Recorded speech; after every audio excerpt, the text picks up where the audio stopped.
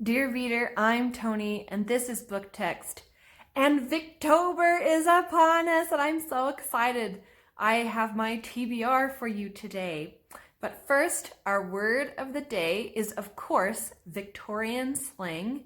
It is the word chuckaboo. Chuckaboo is a noun referring to a close friend. Do you have any chuckaboos? I have chuckaboos too.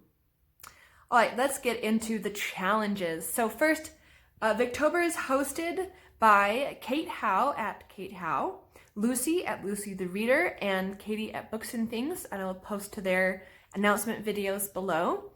And it is basically just Victorian October. You read as many Victorian literature works as you can during the month of October. They have some challenges that I am participating in this year, and I'm so excited to do that. So one challenge is to read the Victorian equivalent of your favorite genre. So I'm really enjoying mysteries right now. So I have selected The Dead Secret by Wilkie Collins. Kind of a intriguing cover here on this edition. This is the story of a young woman who is trying to uncover the secret of her heritage. She doesn't know who her parents are. And it sounds like the plot kind of thickens from there, right? It's described as gothic and romantic with a capital R. Wilkie Collins is famous for writing sensational novels. So it's all about the sensation, the kind of shock and almost soap opera-y kind of material. So I've actually never read a Wilkie Collins novel before. I believe I have read a short story, but not a novel. So I am excited to dive into my first Wilkie Collins. The next challenge is to read a book of letters or a diary. And so for this, I'm going to read the letters between George Eliot, the Victorian writer, and Harriet Beecher Stowe, who was an American writer during the 19th century. They were an unusual friendship. Both were excellent writers, but they were coming from very different points of view, different perspectives. Harriet Beecher Stowe was quite religious. George Eliot was not. But they had this beautiful pen pal relationship. So I will actually link below to the website where I will be reading these letters. The next challenge is to read a lesser known work from a favorite author. And I just mentioned her, George Eliot. So for this challenge, I will be reading Scenes of Clerical Life by George Eliot. This is a collection of 3 novellas. They're all about members of the clergy and small towns and the kind of gossip that centers around these clergy members. And interestingly, this is set in the English Midlands, which is where Middlemarch is supposedly set as well. Middlemarch is a fictional place, but a lot of people assume that it's in the Midlands as well. So I'm looking forward to returning to that kind of setting with some new characters. And I just finished a couple weeks ago My Life in Middlemarch by Rebecca Mead, which has made me just want to dive into everything George Eliot has ever touched. Hence, I'm reading her letters and one of her novels. Well, novellas. The next challenge is to read a book that's been on your TBR for a while. And for this, I've been really wanting to read the Barsetshire series by Anthony Trollope because I have collected those books, and also I've collected Angela Thirkell's kind of fan fiction continuation of the Barsetshire series, and I want to start at the very beginning. So I will be picking up The Warden by Anthony Trollope. This is the first in the Barsetshire series.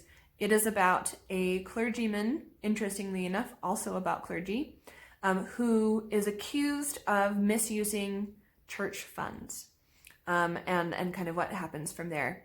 So it sounds interesting. It's this edition is fairly condensed looking. I don't know exactly how, if it's, I hope it's not abridged, but at any rate, it should be an exploration of both social and spiritual morals, as Anthony Trollope can kind of do really well as George Eliot. I was going to say George Eliot for everything.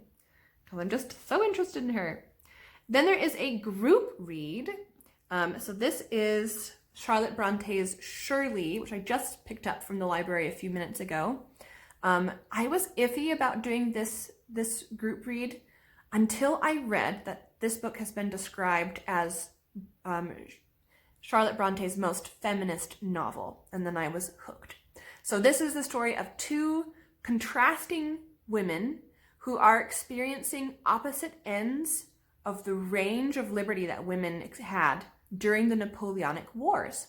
So it is historical fiction, even to Charlotte Bronte's time, set in the Napoleonic Wars, and also feminist. Love it. Proto-feminist, I guess, at this point, but still. Now I'm excited about that book, so I'm looking forward to. I might even start that one early just so that I can make sure I finish it before it's due back at the library. All right, then I have other possible. Oh, I'm sorry. One more challenge that they are doing is to wear something Victorian or Victorian inspired while you read. And I looked through everything I own and couldn't find anything true, like any pieces of clothing that were really Victorian. But I did find this shawl that a friend knitted for me many years ago. And I thought, well, knitted shawls, that's pretty Victorian. It's kind of tweedy material.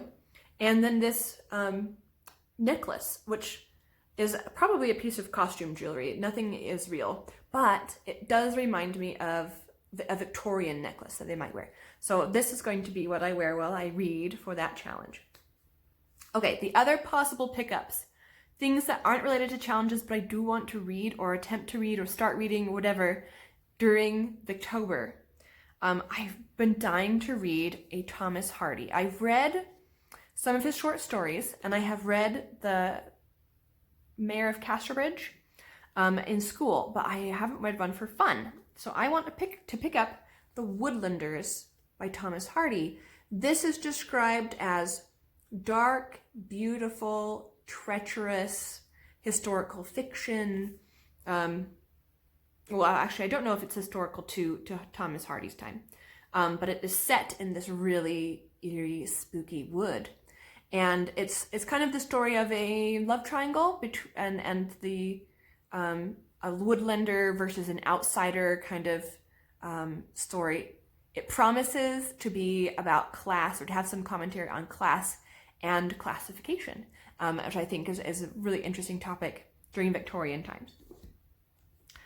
As I'm also trying to read as much Elizabeth Gaskell as I can, I'm going to try to pick up Sylvias Lovers by Elizabeth Gaskell. This is set during war with France, I believe in the 1790s, and it takes place in an English seaside village.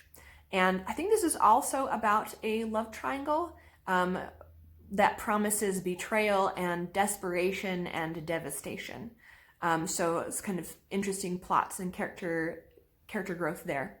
I was most intrigued by the seaside setting because I love things that are set on the sea, near the sea, about the sea. So I'm looking forward to picking up this Elizabeth Gaskell that I have not read before. I'm also trying to do a Victober warm-up. So even before Victober begins, I'm trying to finish Elizabeth Gaskell's Cousin Phyllis and Other Stories. This is a series of 6 short stories. Some of them have chapters in them, but they're still short fiction. And they are about a variety of plots and characters and places and themes. But again, I just want to read as much Elizabeth Gaskell as I can this month. So I'm going to do that.